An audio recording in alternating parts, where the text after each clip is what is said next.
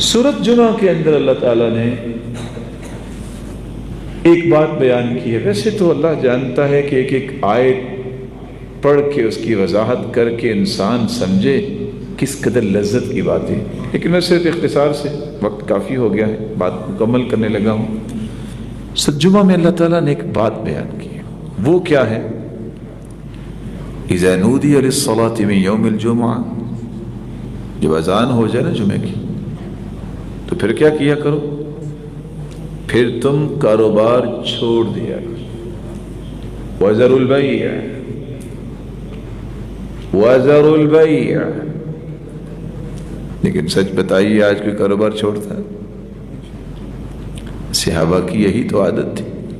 اللہ اکبر ہوئی دکانیں بند، کانوا یغلقون حوانیتہم، اپنی دکانیں بند کر دیتے. عبد الرحمن بن عوف رضی اللہ تعالیٰ عنہ سے کسی نے پوچھا، تو میں نے پہلے بھی بیان کیا تھا کہ آپ مٹی کا سودا کرتے ہیں، آپ کو سونے کا بھاؤ کیسے ملتا ہے؟ اتنی تجارت آپ کی. انہوں نے 3 جواب دیے تھے. کہا پہلی بات، میں نے کبھی تجارت کی وجہ سے فرض نماز کو لیٹ نہیں کیا، میں نے باجماعت پڑھی.